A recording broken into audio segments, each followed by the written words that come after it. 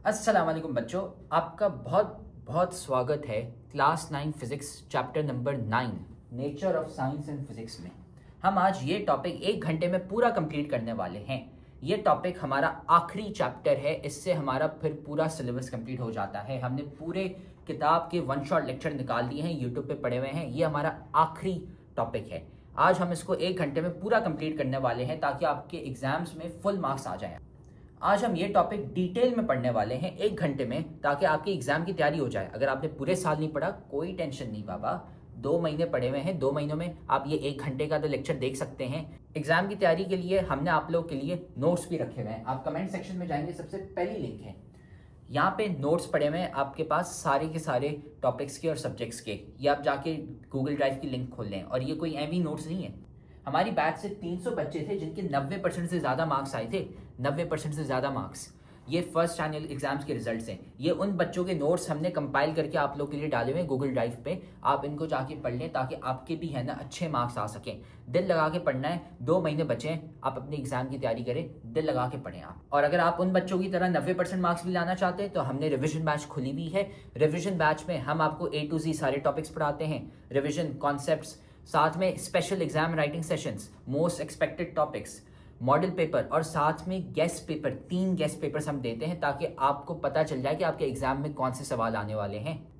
इसलिए तो हमारे इतने सारे बच्चे हैं जिनके 90% से ज़्यादा मार्क्स आते हैं। तो अगर आप हमारी रिविजन बैच ज्वाइन करना चाहते हैं, 800 रुपये का सिर्फ एक सब्जेक्ट है। और अगर आप सारे सब्जेक्ट्स के लेना चाहें तो 3000 रुपये में सातों के सातों सब्जेक्ट्स आपको मिलेंगे। आप इस व्हाट्सएप नंबर पे मैसेज कर सकते हैं, डिस्क्रिप्शन में भी पड़ा हुआ है, आप हमें मैसेज कर लें, हम आपको हमारी रिविजन बैच में ऐड कर लेंगे। और पाकिस्तान की टॉप फैकल्टी वहाँ पे पड़ी हुई है, ये आपको पढ़ाने वाली है हमारी रिविजन बैच में। तो अब हम पढ़ते हैं हमारा लास्ट चैप्टर क्लास 9 फिजिक्स का, 1 घंटे का। इससे आपकी पूरी किताब कंप्लीट हो जाती है। ये हमारा आखिरी वन शॉट लेक्चर है क्लास 9 फिजिक्स का। आज हम शुरू करने जा रहे हैं हमारा chapter number 9 nature of science and physics. ये जो चैप्टर है आपका काफ़ी एक सिंपल चैप्टर है। इसके थोड़े सवाल आते हैं पेपर में, इतने ज़्यादा नहीं, लेकिन जो भी इसके सवाल जो आते हैं वो आप बहुत इजीली सॉल्व कर सकते हैं क्योंकि वो जनरल नॉलेज पे बेसिस पे होता है और थोड़ी सी चीज़ें रट्टा मारनी होती हैं। That's it. इसमें सिर्फ एक इम्पॉर्टेंट कॉन्सेप्ट है जो आपको समझना होगा आपके फ्यूचर के लिए, वो होगा हाइपोथेसिस, थ्योरी एंड लॉ। वो हम पढ़ने वाले हैं। लेकिन पेपर के हिसाब से इसमें थोड़ी सी चीज़ें आपने याद करनी है, एंड वो अगर आपने याद कर ली तो फिर आपकी है ना फ्री के मार्क्स हैं अगर इसके कोई सवाल आए इस चैप्टर के। ठीक है। अब ये कैसे एक आसान चैप्टर है, इसमें है ना हम सिर्फ पढ़ने वाले हैं कि नंबर 1 साइंस, साइंस क्या होती है, नंबर 2 फिजिक्स क्या होती है। ठीक है। सो मैं यहाँ पे नंबर 1 हम ये पढ़ने वाले हैं कि व्हाट इज साइंस। दूसरा हम ये पढ़ने वाले हैं व्हाट इज फिजिक्स। तीसरा हम पढ़ने वाले हैं ब्रांचेस ऑफ फिजिक्स।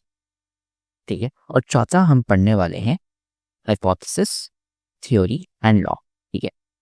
सिर्फ ये हम चीज़ें पढ़ने वाले हैं। शायद आप लोगों ने ये ना पढ़ा हाइपोथेसिस, थ्योरी एंड लॉ। अगर आप बायो के स्टूडेंट हैं तो आपने ये है ना ऑलमोस्ट आधा पढ़ा हुआ है। बट अदरवाइज ये जो चीज़ें हैं ये बहुत सिंपल टॉपिक्स हैं। ये पढ़ेंगे हम, समझेंगे क्या है। थोड़ी सी चीज़ें हमें याद करनी होगी, उसके लिए नोट्स पड़े हुए हैं हमारे पास यहाँ पे गूगल ड्राइव पे। ठीक है। जो डाले हुए हैं हमने, ये आप है ना एग्जैक्टली आप याद कर सकते हैं कि ब्रांचेस ऑफ फिजिक्स ये सब क्या होती हैं। ठीक है। सो नोट्स में भी है ना सारी चीज़ें लिखी हुई हैं। But this is going to be a simple chapter जो हम आज कब करेंगे, एंड ये अगर आपने कर लिया तो आपके फ्री के मार्क्स हैं। ठीक है। सो सबसे पहला आता है साइंस। इसका क्या मतलब है? तो साइंस एक लैटिन का वर्ड है। लैटिन अगर किसी को नहीं पता, लैटिन एक जबान होती है। ठीक है। जैसे उर्दू होता है, जैसे आपके इंग्लिश हो गई, सिंधी हो गई, फ्रेंच हो गई, वैसे ही लैटिन एक जबान होती है। उधर से है ना उसमें एक अल्फाज होता था साइंटिया। ठीक है। इसको यूज करके हमने बोला, अंग्रेजी में हम है ना साइंटिया को बोलते हैं साइंस। ठीक है। ऐसे ही करके आपका साइंस का अल्फाज निकला। और इसका मतलब क्या था साइंटिया का? इसका मतलब है कि टू नो, मतलब पता करना। ठीक है। कि हमें पता करनी है कि यार चीज़ें क्या हैं। जैसे आप होते हैं, जब आप छोटे होते थे तो आप है ना बॉल लेते थे, बॉल को फेंकते थे हवा में, और आप देखते हैं यार बॉल है ना हम ऊपर फेंकते पर वापसी नीचे गिर जाती है।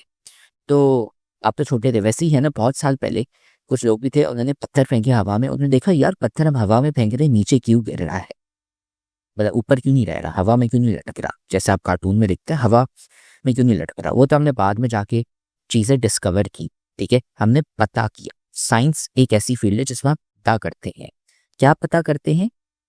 पता ये करते हैं कि नेचर में क्या है। नेचर मतलब जैसे आपकी सराउंडिंग्स हो गई, स्पेस हो गया, ये सारी चीज़ें आप पता करते हैं कि यार चल क्या रहा है इसमें। ये जब आप पता करते हैं तो इससे है ना फिर आपकी है ना डिस्कवरीज हुई अलग अलग किस्म की, जैसे आपकी बिजली हो गई, आपका फ़ोन हो गया, एसी हो गए, लैपटॉप हो गई, ये सारी चीज़ें कैसे डिस्कवर हुई, ये आपकी साइंस की वजह से हुई जिसमें आप पता करते हैं, ठीक है। साइंस होती क्या है? It is the study of physical nature and it's aspects. आप नेचर को पढ़ते हैं एंड उसमें क्या क्या चीज़ें होती हैं आप वो करते हैं। अब इसमें क्या क्या इन्वॉल्व है? एक तो इमेजिनेशन, एक्सपेरिमेंटेशन एंड डिडक्शन। अब इसका क्या मतलब है ये आप आगे जाके पढ़ेंगे, लेकिन सिंपल एग्जांपल मैं इसका आपको देता हूँ कि न्यूटन भाई साहब होते थे, जो हमने चैप्टर नंबर 3 में एंड 4 में पढ़ा था। आपके न्यूटन भाई साहब होते थे, वो बैठे हुए थे एक पेड़ के नीचे, ठीक है। मैं ये डायग्राम खोलूँ, ये थे आपके न्यूटन भाई साहब, ठीक है। ये बैठे हुए थे आपके लंदन में एक यूनिवर्सिटी में, ठीक है, आई थिंक सो कैम्ब्रिज थी। ये बैठे हुए थे यूके में, लंदन में बैठे हुए थे, यूनिवर्सिटी के में है ना पढ़ रहे थे। यूनिवर्सिटी के कैंपस में ना ऐसे ही पेड़ होता था और पेड़ से है ना नीचे ये बैठे हुए थे। वह ये कि इनके सर पे जाके एप्पल गिरा, ठीक है। इस पिक्चर में इधर ज़मीन पे गिरा है लेकिन उनके सर पे एप्पल गिरा था, ठीक है। जब इनके सर पे एप्पल गिरा तो उन्होंने ऊपर देखा और कहा कि यार ये सेब पेड़ पर लटका हुआ था, ये गिरा क्यों नीचे? उधर लटका क्यों नहीं? जैसे मैंने अभी आपको थोड़ी देर पहले, 1 मिनट पहले क्या बोला था कि बॉल आप हवा में फेंकते हैं तो बॉल नीचे क्यों आती है, ऐसे हवा में क्यों लटकी रहती? तो उनसे भी कहा कि यार पेड़, इस जो सेब है वो नीचे क्यों गिरा? तो उससे है ना एक इमेजिनेशन आई। इमेजिनेशन क्या आई कि जैसे फॉर एग्जाम्पल ये दरवाजा है, ठीक है, ये आपका दरवाजा है और ये खड़े हुए हैं आप। दरवाजा खुद ब खुद ऐसे ही मूव नहीं करता। दरवाजा कब मूव करता है? जब आप उसको ऐसे ही पुश करते हैं। जब आप उसको पुश करते हैं या पुल करते हैं तो क्या होता है? दरवाजा मूव करता है। तो पुश एंड पुल क्या है? हमने पढ़ा था ना चैप्टर 3 और 4 में कि आप एक फोर्स लगा रहे हैं। तो मतलब जब आप फोर्स लगाते हैं तभी चीजें मूव करती हैं। तो अब ये जो थी फोर्स जो हमने हाथ से लगाई थी, ये तो हमारी विजिबल फोर्सेस थी, ठीक है। ये हमने एक फोर्स हमने हाथ से लगाई, वो विजिबल फोर्स थी कि अच्छा हम देख सकते हैं उस फोर्स को। फिर आप क्या, न्यूटन भाई साहब थे, उनको आइडिया है कि what if there are invisible forces जिनको आप देख नहीं सकते। ये क्या किया इन्होंने? इमेजिन किया। जैसे यहाँ पे लिखा हुआ है किताब, ये इन्होंने यहाँ पे इमेजिन किया है। उन्होंने क्या इमेजिन किया? एक इनविजिबल फोर्स है और वो हमने पता चला वो कौन सी फोर्स थी, उन्होंने नाम दिया ग्रेविटी। ग्रेविटी एक ऐसी फोर्स है जिसको हम देख नहीं सकते लेकिन हमें पता है कि हमारे सराउंडिंग्स में है, जो हमें है ना नीचे खींचती है, उसकी वजह से हम है ना नीचे लटके पड़े हुए होते हैं। अब ये जो बात है, ये बात है आपके अराउंड 1600s की, मतलब यहाँ से 400 साल पुरानी, ठीक है, ऑलमोस्ट 400 साल पुरानी बात है, 1600s की बात है आई थिंक। तो 400 साल पहले हम लोग जमीन पे थे, ठीक है। वह ये था कि when did Armstrong go to space, land on moon में? से पहली दफा हम गए थे 1969, ठीक है। पहली दफा हम चांद पे कब गए थे? 1969 में। मतलब हम स्पेस में है ना गए थे 300 साल बाद, ठीक है। लेकिन जो आपके न्यूटन भाई साहब थे और बाकी और साइंटिस्ट थे, उन्होंने इमेजिनेशन लगाई कि यार एक फोर्स है ग्रेविटी जो हमें नीचे खींच रही है, लेकिन अगर हम अर्थ में नहीं है, अगर हम स्पेस में, वहाँ पे कोई ग्रेविटी नहीं है। ये उन्होंने इमेजिन किया। उन्होंने और भी है ना क्या किए? एक्सपेरिमेंट्स किए और डिडक्शंस की। पर उससे ये पता चला कि अच्छा स्पेस में जब आप जाएंगे वहाँ पे कोई ग्रेविटी नहीं है, इसलिए अगर आप वहाँ पे बॉल को फेंकेंगे वो हवा में ऐसे ही लटकी पड़ी रहेगी, वो नीचे नहीं गिरेगी। क्यों? क्योंकि वहाँ पे कोई फोर्स नहीं है जो उसको नीचे खींच रही है, ठीक है। तो ये उन्होंने है ना ऐसे ही एक्सपेरिमेंट किए हैं और साथ में थोड़ी सी डिडक्शंस की। फिर जब मून पे गए, उधर देखा कि अच्छा मून में आप है ना ऑलमोस्ट उड़ सकते हैं। क्यों? क्योंकि वहाँ पे ग्रेविटी कम है। तो ये होता है आपका इमेजिनेशन, एक्सपेरिमेंटेशन एंड डिडक्शन। आप इमेजिन करते हैं कि अच्छा ये फोर्सेस कैसे चलती हैं, आप थोड़े से एक्सपेरिमेंट करते हैं कि अच्छा मैं बॉल को फेंकता हूँ या फिर है ना मैं हवा निकालता हूँ, अपने वैक्यूम स्पेस क्रिएट करता हूँ। फिर आप है ना थोड़ी सी कैलकुलेशंस करते हैं और डिड्यूस करते हैं कि यार चल क्या रहा है, किसमें? नेचर, ठीक है, आपके सराउंडिंग्स में चल क्या रहा है। ये होती है आपकी साइंस की फील्ड। सो हमने ये है ना प्रोसेस यहाँ पे समझ लिया, ठीक है, कि अलग अलग फोर्सेस हमने एक्सपेरिमेंट किए, हमने इमेजिनेशंस की। फिर जैसे आपके लाइट बल्ब थे, जैसे आपके ये बल्ब हैं, इनको भी बनाने में काफ़ी एक्सपेरिमेंटेशन हुई, मतलब अलग अलग किस्मात के बल्ब बनाए थे, कोई बल्ब चले कोई नहीं चले, कोई फट गए बल्ब। बाद में जाके इतनी एक्सपेरिमेंट करने के बाद, अलग अलग बल्ब बनाने के बाद जाके एक बल्ब है ना आपका अच्छा बना, और इन्होंने बोला अब ये हमारा बल्ब है, और फिर इन्हें उससे हमारी बिजली है ना घरों में आई, ठीक है। सो ये होता है आपका साइंस। अब ये करते हैं कि जो मैंने अभी आपको बताया ना कि एक्सपेरिमेंट्स, ऑब्जर्वेशंस एंड ट्रायल्स, ये आप बार बार एक एक्सपेरिमेंट आप एक दफ़ा नहीं करते। जैसे आपकी लैब्स होती है, फिजिक्स की लैब्स होती है, उसमें आप एक्सपेरिमेंट बार बार करते हैं, देखते हैं कि अच्छा क्या क्या चल रहा है। बहुत सारे किस्म के एक्सपेरिमेंट होते हैं, जैसे लाइट का बल्ब बनाना, सर्किट बनाना, ये जो न्यूटन भाई साहब ने ये जो फोर्स के लिए थे वो, ठीक है, ये आप एक्सपेरिमेंट बार बार करते हैं, ठीक है। या एक और एक्सपेरिमेंट है जैसे बम बनाना, ठीक है, बम आपका आपको ध्यान से बनाना होता है, और वो बार बार बनाना होता है। पहले आप छोटा बम बनाते हैं, फिर थोड़ा बड़ा, फिर थोड़ा बड़ा, ऐसे ही करके आप एक बम बनाते हैं ताकि एक प्रॉपर बम बन सके, ठीक है। ये हो गया। अब ये है कि आपकी फिजिक्स में दो मेन ब्रांचेस हैं, ठीक है। कौन सी? एक फिजिकल साइंस और बायोलॉजिकल साइंसेस, ठीक है। तो समझे, ये आपकी साइंस है, ठीक है, ये आपकी साइंस है। उसमें है ना अब दो ब्रांचेस आती, एक है आपकी फिजिकल और दूसरी है आपकी बायोलॉजिकल। फिजिकल और बायोलॉजिकल में फ़र्क क्या है? बायोलॉजिकल में आप है ना लाइफ के बारे में पढ़ते हैं कि आपकी ह्यूमन बॉडी हो गई, एनिमल्स हो गई, ये सब। वेरास जो फिजिकल साइंस है उसमें आप है ना नेचर के बारे में पढ़ते हैं, जैसे फोर्सेस हो गई, मैकेनिक्स हो गई, केमिस्ट्री हो गई, ऐसी चीज़ें, ठीक है। ये दो किस्म की आपकी साइंसेस की फील्ड्स होती है, ठीक है। जो स्टडी ऑफ लाइफ है वो क्या है, आपकी बायोलॉजिकल, जो मैंने आपको बताया, जिसमें है ना अलग अलग फील्ड्स आती हैं, botany, zoology, genetics, medicine etcetera, जो आप बायो में पढ़ते आ रहे हैं, ठीक है। तो मैं यहाँ पे थोड़ी सी बनाऊंगा ताकि ना यहाँ से आपका एक बॉटनी आ गया, प्लांट्स और सब। फिर उसके बाद आ गया जेनेटिक्स, ठीक है, जो आप जीन्स और डीएनए पढ़ते हैं। फिर क्या था, जूलॉजी, ठीक है। और ऐसे ही है ना और भी फील्ड्स आती हैं बायोलॉजिकल, ठीक है। ये आपका डायग्राम सो फार बना है, साइंस, बायोलॉजिकल और फिजिकल। फिर बायोलॉजिकल में बॉटनी, जेनेटिक्स, जूलॉजी। फिर उसके बाद जिसमें आप नॉन लिविंग थिंग्स के बारे में पढ़ते हैं, ठीक है, उससे हम कहते हैं फिजिकल साइंसेस। ये आपकी डेफिनेशन हो गई। अब इसमें कौन सी फील्ड्स आ गई? Physics, chemistry, geology, geography etcetera, ठीक है। सो यहाँ पे हम लिखते हैं फिजिक्स, जो अभी हम पढ़ रहे हैं। फिर उसके बाद केमिस्ट्री हो गया, जिसमें आप कंपाउंड्स के बारे में पढ़ते हैं। जियोग्राफी हो गई, जिसमें आप अर्थ के बारे में पढ़ते हैं, ठीक है।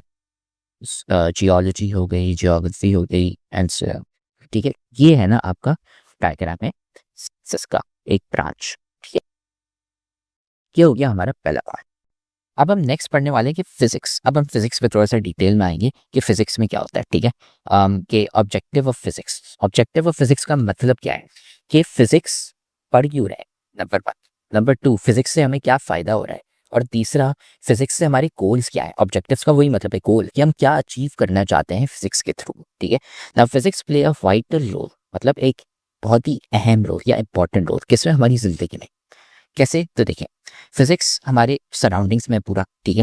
कहाँ का एटम, जब आप एटम लेते हैं, जो आपने केमिस्ट्री में पढ़ा हुआ है, जो बहुत छोटी चीज़ है, ठीक है, वहाँ पे भी आपकी जो बॉडीज़ हैं वहाँ पे भी फिजिक्स आती है। जो आपकी गैलेक्सीज है, स्पेस है, वो उधर भी आती है, ठीक है। हर जगह फिजिक्स इन्वॉल्व है, चाहे वो नेचुरल हो, मतलब जैसे आपके आसमान हो गए, तारे हो गए, प्लैनेट्स हो गए, ठीक है, जानवर हो गए, ये सारी चीज़ें, या फिर आर्टिफिशियल हो। आर्टिफिशियल क्या मतलब, जो हमने खुद चीज़ें बनाई हैं, जैसे आपके फ़ोन्स हो गए, लैपटॉप हो गए, ठीक है।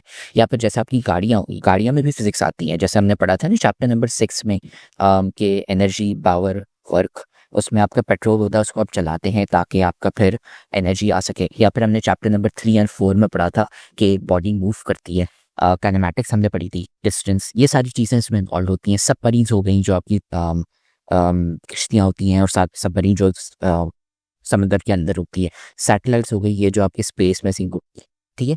इन सब में फिजिक्स, ठीक है। अब यहाँ पे एग्जांपल दी हुई है, सेल फोन, आपका जो मोबाइल है, ठीक है।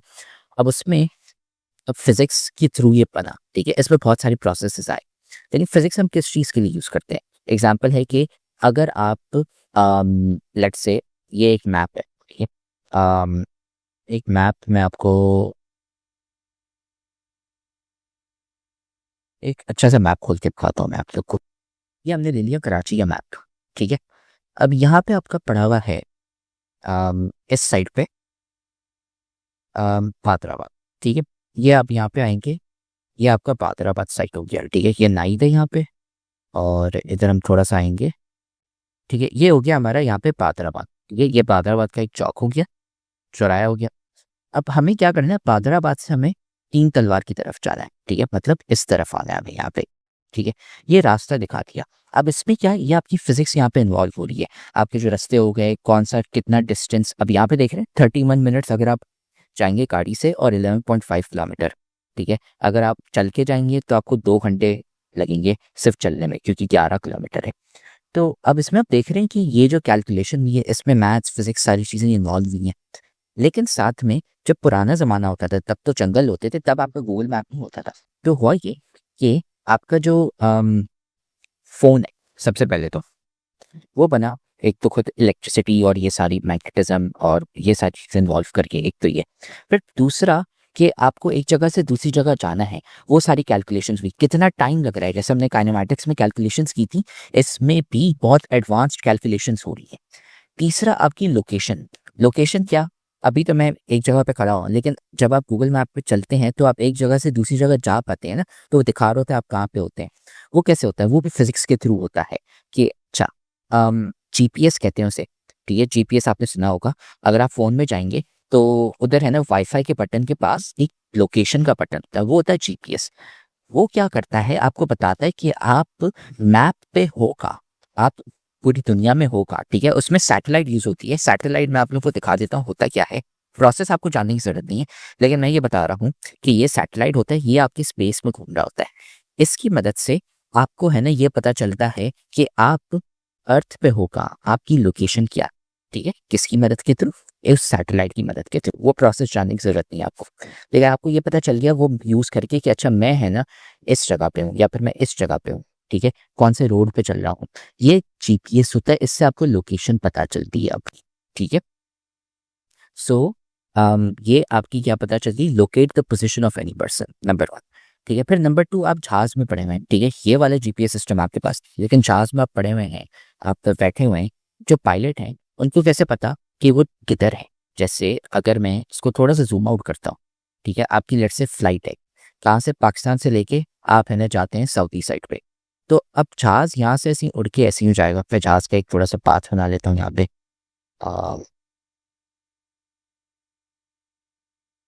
आपका जहाज क्या हुआ, इस साइड पे था, यहाँ पे ऐसे ही घूम के अब वो है ना ऐसे ही जा रहा है, और लेट से जद्दा पे आ जाते हैं हम यहाँ पे। अब जहाज को कैसे पता कि वो कहाँ पे है, उसको तो लोकेशन अपनी पता होनी चाहिए ना। कि क्या पता मैं थोड़ा सा लेफ्ट टर्न लेके मैं ओमान की तरफ आ गया, फिर तो मैं ओमान में गलती से लैंड हो जाऊंगा, या यमन में कहीं गलती से लैंड हो जाऊंगा, या दुबई में, या फिर मैं ऊपर चला गया तो ईरान में मैं आ जाऊंगा गलती से। तो नहीं, ये मुझे नहीं करना है। मुझे क्या करना है कि लोकेशन जाननी है कि यार मैं सही से जा रहा हूँ या नहीं। जैसे मैंने अभी आपको दिखाया था गाड़ी में जब आप होते हैं, तो उसमें आपका है ना ये जीपीएस यूज होता है लोकेशन अपनी पता करने के लिए। फिर वही जो सेम कॉन्सेप्ट है, आपकी जो बर्ड्स होते हैं, ठीक है, वो भी है ना अपने आप का है ना पता कर पाते हैं कि वो कितनी हाइट पे है, ठीक है। कैसे, using the differences in air pressure. जैसे हमने chapter number 5, yes, chapter number 5 में बताया था ना आपको कि लेट्स से अगर आपका ये पहाड़ है, और यहाँ पे आप हैं, और यहाँ पे ना मैं समंदर बना लेता हूँ कि यहाँ पे सब खड़े हैं आप, और लेट्स से आप यहाँ पे खड़े हैं। इस साइड पे हमने ये पढ़ा था चैप्टर 5 पे, यहाँ पे नीचे जो है हाई प्रेशर होता है, ठीक है। यहाँ पे लेकिन अगर आप ऊपर आते हैं पहाड़ पे, तो यहाँ पे लो प्रेशर होता है। तो जो आपके परिंदे होते हैं ना, वो खुद मेजर कर पाते हैं मैन्युअली, ठीक है। उनको पता चल जाता है कि यार प्रेशर अगर हाई है या लो है, ठीक है। उसकी है ना कैलकुलेशन से उनको क्या पता चल जाता है कि यार अच्छा हम कितने, अगर ज़्यादा ऊपर तो नहीं, कहीं ज़्यादा नीचे तो नहीं, तो उनको है ना हाइट का वैसे अंदाज़ा हो जाता है कि यार कितना प्रेशर है, ठीक है। ये परिंदों में है ना बिल्ट इन फीचर होता है सब्जेक्ट, ठीक है। एक तो ये फिर दूसरा और एग्जांपल्स यहाँ पे तीन है। जैसे आपके फेदर्स हो गए, वो है ना उसको ये जो पर इसके पंखे देखे ना, यहाँ पे जो इसकी स्किन है, ये इसको है ना ठंड से ना बचा के रखती है, ठीक है। ये है। अब हम ये करते हैं कि यहाँ पे और थोड़ी सी एग्जांपल्स दी हैं फिजिक्स के थ्रू। सो इसमें से सारी एग्जाम्पल्स में से एक जो इम्पोर्टेंट चीज़ है ये डेफिनेशन फिजिक्स होती क्या है, ये एमसीक्यू आपका आता है बहुत दफा। फिजिक्स आपकी एक ऐसी ब्रांच ऑफ साइंस है जो डिस्क्राइब किसको करती है, matter, energy, space, time and connections through out the universe. ठीक है, कि देखिए आपने मैटर के बारे में पढ़ा, जैसे आपके एटम्स हो गए, एनर्जी हो गई, स्पेस हो गया और टाइम हो गया। ठीक है, और ये एक दूसरे से कैसे कनेक्टेड है और यूनिवर्स में कैसे लाइक चीज़ें चलती हैं इनके बेसिस पे। ठीक है, जैसे मैंने अभी आपको बताया कि जो लाइट है आपकी प्रोड्यूस होती है, चैप्टर 6 में आपको बताया था कि लाइट कैसे बनती है, हम है ना उसको एक फॉर्म से दूसरे फॉर्म में कन्वर्ट करते हैं, heat energy to chemical energy to light energy, ऐसे ही करके। ठीक है, सो ये जो चीज़ें हैं ये फिजिक्स की एक डेफिनेशन, ये आपको है ना जानने की बहुत ज़रूरत है। बाकी यहाँ पे एग्जाम्पल्स दी नहीं है। ठीक है, जैसे फॉर एग्जाम्पल गाड़ियाँ हो गई, गाड़ियों में क्या यूज़ होता है, मैकेनिक्स। मैकेनिक्स हमने चैप्टर 2, 3, 4 में पढ़ा था। और क्या, थर्मोडायनामिक्स। थर्मोडायनामिक्स आप पढ़ेंगे क्लास 10 में, लेकिन इसमें क्या इन्वॉल्व होता है आपका, हीट। ठीक है, एंड टेम्परेचर, वो आप आगे जाके पढ़ेंगे, जिसमें आप क्या करते हैं, केमिकल एनर्जी से कन्वर्ट करते हैं फ्यूल को, किसमें, कैनेटिक एनर्जी में। ये हमने पढ़ा हुआ है चैप्टर नंबर 6 में। ठीक है, सबमरीन्स हो गई, फोन्स हो गए, फोन्स में इलेक्ट्रिकल कंपोनेंट्स होते हैं और उसके जो प्रिंसिपल्स ऑफ इलेक्ट्रोमैग्नेटिक वेव्स होती है। ठीक है, ये अगेन क्या होते हैं, डिटेल में पढ़ेंगे, कोई मसला नहीं, बट इसके बेसिस पे किसके थ्रू, इलेक्ट्रोमैग्नेटिक वेव्स होती है, इसको यूज़ करके आप है ना चीज़ें ट्रांसफ़र कर सकते हैं एक फ़ोन से दूसरे फ़ोन। जैसे अगर आप बैठे हुए हैं अभी, जैसे हमारी जैसे ये आपका एक दोस्त हो गया, वो बैठा हुआ है इस साइड पे और ये इसके पास एक फ़ोन है और ये आप है ना इधर। ठीक है, अब आप एक दूसरे को मैसेज सेंड करते हैं। ठीक है, मैसेज या कॉल करते हैं, तो वो रिसीव कैसे हो पाती हैं एक दूसरे दोस्त के पास, वो होता है थ्रू ईएम वेव्स या फिर इलेक्ट्रोमैग्नेटिक वेव्स। ठीक है, आप है ना वेव्स भेजते हैं। वेव्स क्या होती है ये आप है ना क्लास 10 में डिटेल में पढ़ेंगे, लेकिन इसके प्रोसेस के थ्रू आपको है ना मैसेज रिसीव होते हैं या फिर कॉल्स हो गई, आप एक दूसरे को कॉल कर पाते हैं। ठीक है, ये कैसे हुआ, अगेन फिजिक्स की मदद से, इलेक्ट्रोमैग्नेटिक वेव्स। ठीक है, ये थोड़ी सी एग्जांपल्स हो गई। मैं ना डिटेल में इन एग्जांपल्स को कवर नहीं कर रहा, क्यों, क्योंकि ये जो एग्जांपल्स हैं ये है ना सिर्फ जनरल नॉलेज के लिए, नंबर 1। नंबर 2, एग्जाम्स में आती नहीं। जो मेन चीज़ है ना वो आपको डेफिनेशन के बारे में पता होना चाहिए, नंबर 1। नंबर 2, फिजिक्स का ये जो पैराग्राफ है, ये फिजिक्स क्या करती है, ऑब्जेक्टिव क्या है कोर्स का। ठीक है, ये आपको पता होना चाहिए। एग्जाम्पल्स आपने ऊपर ऊपर से पढ़ ली, ठीक है, और नोट्स में हमने थोड़ी सी एग्जाम्पल्स यहाँ पर डाली हैं। ठीक है, ये वाली जो यहाँ पे है ये आपको है ना पता होनी चाहिए, लेकिन याद करने की इतनी कोई ज़रूरत नहीं है, ये है ना कॉमन सेंस। ठीक है, अब जैसे यहाँ पे आइजैक न्यूटन भाई साहब आ गए। ठीक है, ये मैंने आपको बताया था 1600s में। तो अगेन ये वही उन्होंने है ना एग्जांपल बताई थी कि loss behind the motion of bodies, कि अच्छा मोशन आपकी बॉडीज कैसे मूव करती हैं। तो मैंने आपको बताया था ना यहाँ पे ग्रेविटी के बारे में, इनविजिबल फोर्स ग्रेविटी उनके ऊपर गिरा था। फिर उन्होंने है ना फोर्सेस और ऐसे ही डिस्क्राइब करके आपको पूरा चैप्टर 3 चैप्टर 4 है ना वो उन्होंने कम अप किया, और उसके थ्रू अब है ना क्या हो रहा है, रॉकेट्स आपके बन रहे हैं जिससे आप है ना चांद पे जा रहे हैं, अलग प्लैनेट्स पे जा पा रहे हैं, मार्स हो गया और ऐसे ही। ठीक है, ये हो गया, ये हो गया। ठीक है, फिर उसके बाद आपके आइंस्टाइन भाई साहब आए, आपके एल्बर्ट आइंस्टाइन। ठीक है, उन्होंने क्या किया, एक नई थ्योरी ऑफ रिलेटिविटी निकाली। ये क्या होती है ये आप आगे जाके पढ़ेंगे, आई थिंक सो क्लास 11 में, फर्स्ट ईयर में पढ़ेंगे या आप इंटर में पढ़ेंगे, आई एम नॉट श्योर, मुझे याद नहीं है फर्स्ट ईयर या इंटर में। ठीक है, आई थिंक सो इंटर में आप पढ़ेंगे थ्योरी ऑफ रिलेटिविटी। लेकिन जब आप ये पढ़ेंगे थ्योरी ऑफ रिलेटिविटी, ये क्या होगी, ये बहुत एक एडवांस टॉपिक है, मैं अभी पढ़ाऊंगा नहीं आपको, ये आप इंटर में पढ़ेंगे। लेकिन इसकी बेसिस पे आपके है ना न्यूटन भाई साहब के जो लॉस थे वो है ना डिनाई हुए और थोड़े से और बेहतर लॉस बन सके, किससे रिलेटेड, कि आप कैसे मूव करते हैं, स्पीड, लाइट की स्पीड।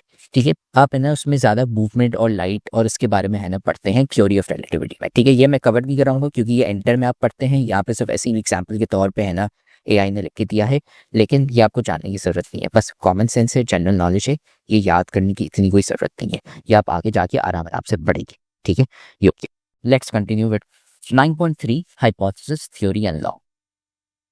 ठीक है, अब हाइपोथेसिस, थ्योरी एंड लॉ आपके 3 अल्फाज हैं जो हर जगह साइंस में आएंगे। ठीक है, ये सिर्फ फिजिक्स में, ये पूरी साइंस में आते हैं एंड साथ में मैथ में भी आते हैं, कि आपके हाइपोथेसिस क्या होते हैं, थ्योरी क्या होते हैं, लॉ क्या होते हैं। ये है ना आपके मैथ्स में भी चैप्टर 9 में आएगा आई बिलीव। ठीक है, लेकिन अब है ना हम इनके बारे में पढ़ते हैं क्या होती है। सबसे पहले हाइपोथेसिस की डेफिनेशन देखते हैं। A hypothesis is a tentative assumption और explanation made before any research that can be verified by further investigation. क्या मतलब? लेट्स से फॉर एग्जाम्पल मैं यहाँ पे खड़ा हूँ और ये है ना बॉल को मैंने ऊपर फेंका हवा, एक्चुअली बॉल पर एक अलग कलर से बनाते हैं। बॉल को मैंने हवा में ऐसे ही फेंका, ठीक है, ये हो गई आपकी बॉल। ठीक है, हवा में है ना आपकी जो बॉल है वो जाती है और ऐसे ही यहाँ पे गिरती है। ठीक, अब मैं कहता हूं कि लेट्स से साल है आपका 1500, ठीक है, 500 साल पुराना। तब हमें पता नहीं होता था ग्रेविटी वगैरह क्या होती थी, लेकिन मैं एक है ना हाइपोथेसिस बनाता हूँ। ठीक है, हाइपोथेसिस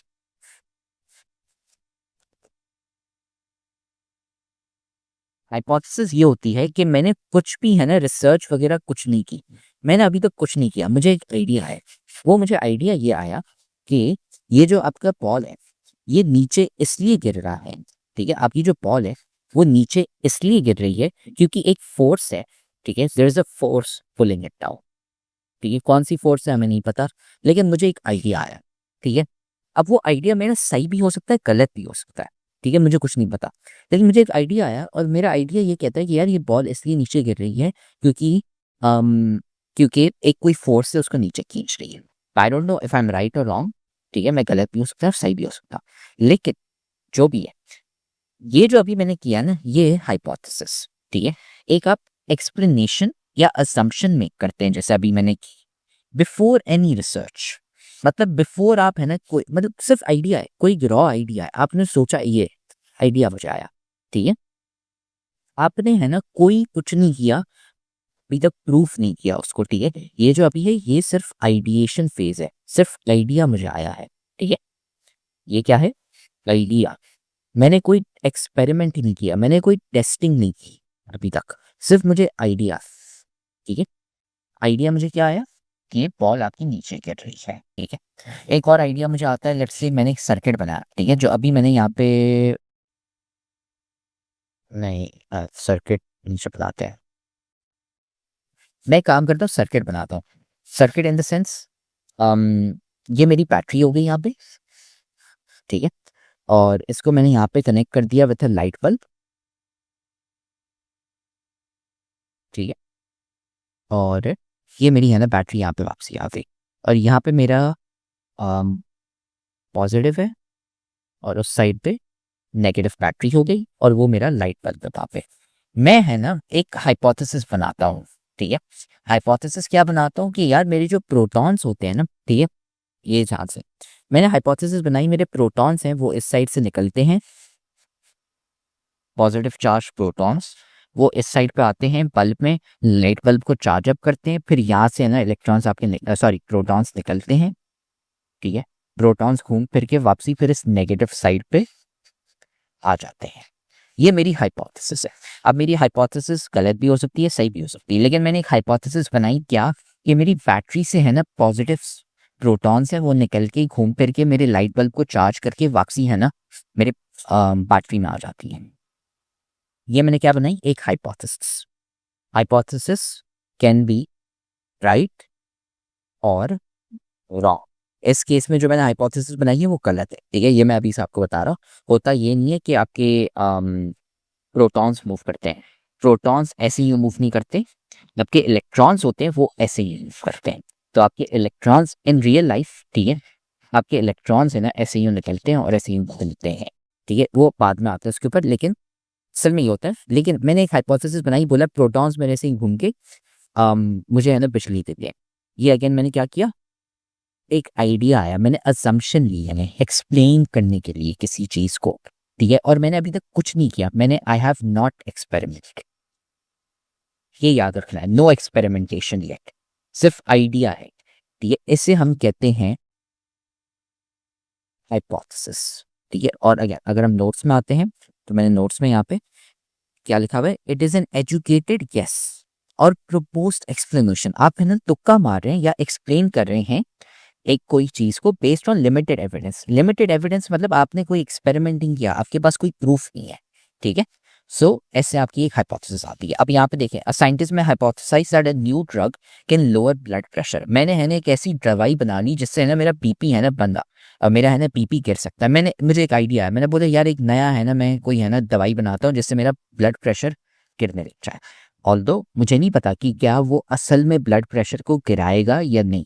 उसके लिए मुझे ड्रग को बनाना पड़ेगा, एक्सपेरिमेंट करना पड़ेगा एंड प्रूफ निकालना पड़ेगा। लेकिन ये हाइपोथेसिस में नहीं होता। हाइपोथेसिस में आप सिर्फ आइडिया ले रहे हैं एक चीज को एक्सप्लेन करने के लिए, या फिर एक तुक्का मार रहे हैं, एजुकेटेड गेस, ठीक है। फिर आते हैं थ्योरी। अगर आप फिर थ्योरी में क्या करते हैं, आप है ना एक्सपेरिमेंट करते हैं, ठीक है। आप एक हाइपोथेसिस को लेते हैं, फिर उसके ऊपर आप एक्सपेरिमेंट करते हैं, ठीक है। आपने हाइपोथेसिस को लिया, ठीक है, जो आपका आइडिया था। जैसे पहले था हमारा कि ये जो मेरी बॉल है नीचे गिरी है इसलिए क्योंकि फोर्स है वहां पे, या फिर यहाँ पे था कि मेरे प्रोटॉन्स ऐसे यूं घूम रहे हैं, ठीक है। या फिर इधर था कि है ना मैं एक ऐसा ड्रग, एक दवाई बनाऊंगा, एक ड्रग ऐसा बनाऊंगा जो मेरा ब्लड प्रेशर कम करे। ये मैंने एक हाइपोथेसिस बनाई, एक आइडिया लिया। अब मैं एक्सपेरिमेंट करता हूँ, और उस एक्सपेरिमेंट के बेसिस पे मुझे जो रिजल्ट मिलता है, उससे मैं कहता हूँ theory. To put a hypothesis into a proven theory.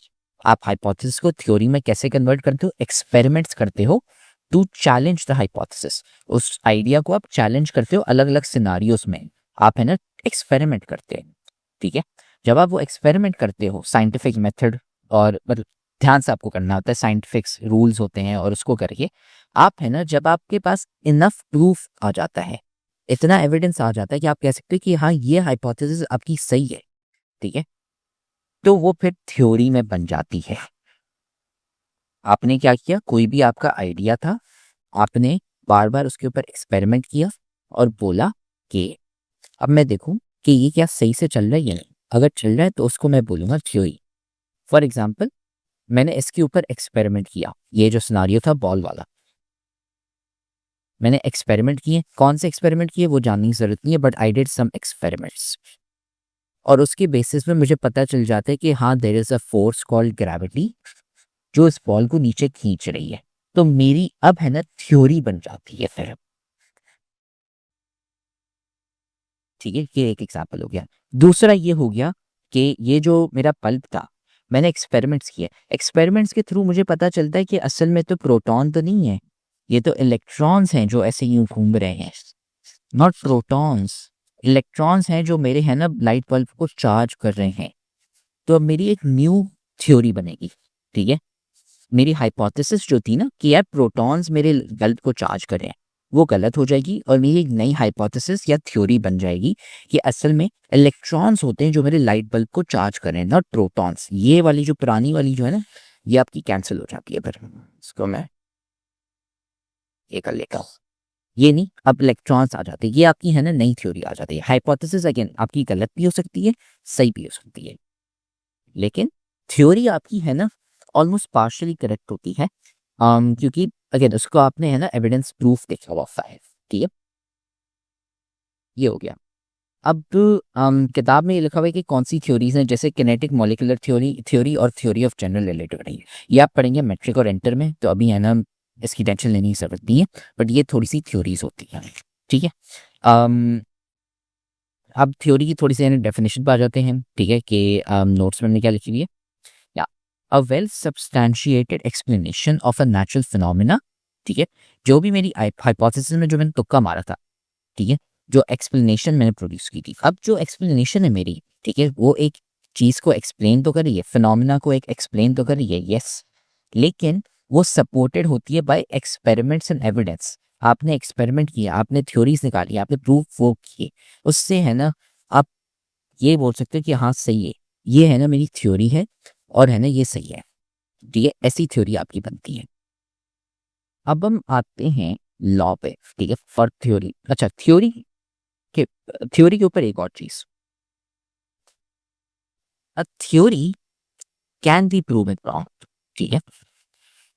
Although सही होती है लेकिन under certain circumstances slash conditions, ठीक है। आपकी थ्योरी को आप इन्हें डिस्प्रूव कर सकते हैं, लेकिन अब लॉ जो हमारा होता है ना, वो आपका हमेशा सही है। लॉ एक ऐसी चीज है, एक स्टेटमेंट है जो हमेशा सही है और कभी आपकी गलत नहीं होगी, ठीक है। लॉ के ऊपर अगर हम डेफिनेशन निकालें यहाँ से, a law is a statement, a concise statement that describes consistent natural phenomena without explaining why they आकर। वो हमेशा सही होगा, लेकिन एक्सप्लेनेशन में हमारे पास है ना हमेशा सही से नहीं होगी, लेकिन वो सही होगा आपका, ठीक है। अब एक और चीज यहाँ पे मैं आपको बता दूं, a theory explains why a phenomena happen while a law describes what happens, ठीक है। लॉ आपको बताते हैं कि क्या हो रहा है, थ्योरी ये बताते हैं कि क्यों हो रहा है, ठीक है। ये आपको है ना पता होना चाहिए, ये है ना जरूरी है, ठीक है। लेकिन यहाँ पे आ गए हम, a statement that summarises and observe regularity और पैटर्न इन नेचर, ठीक है। लेट्स से फॉर एग्जांपल हम ये कहते हैं ना कि सूरज जो आपका होता है सन, ठीक है, the sun rises from the east and drops in the west. अगर आप देखेंगे कि आपका जो सूरज है वो ईस्ट साइड से ऊपर आता है, आपका सनराइज जो होता है सुबह को 6 बजे वो ईस्ट से होता है, राइट साइड से, और जो आपका जो सनसेट है, जो आपका सन जो गिरता है वो वेस्ट में होता है, ठीक है। ये आप है ना रोज देखते हैं, ऑब्जर्व रेगुलरिटी और पैटर्न इन नेचर, ठीक है। ये होता है आपका लॉ, ठीक है। Laws describe phenomena that scientist have found to be provably true, ठीक है। इससे है ना लॉस के थ्रू आपकी डिस्कवरीज होती हैं और आपकी हाइपोथेसिस टेस्ट होती हैं, नई हाइपोथेसिस अगर आप बनाते हैं, और है ना फिर न्यू थ्योरीज भी निकलती हैं, ठीक है। जैसे न्यूटन्स लॉ ऑफ मोशन, जैसे हमने जो न्यूटन के 3 लॉ ऑफ मोशन पढ़े थे ना चैप्टर नंबर 3 में या चैप्टर 4 में, वो आपके लॉ हमेशा सही होंगे, गलत नहीं होंगे। Newton's law of universal gravitation, जो ग्रेविटेशन फील्ड के बारे में हमने पढ़ा था, ये क्या है आपका, ये भी हमेशा सही रहेगा। Boyle's law, law of thermodynamics, ये आप है ना आगे जाके क्लास 10 में पढ़ेंगे मैट्रिक में, लेकिन ये आपको है ना जरूर पता होना चाहिए, ठीक है। Scientific laws and theories are considered correct facts, ठीक है।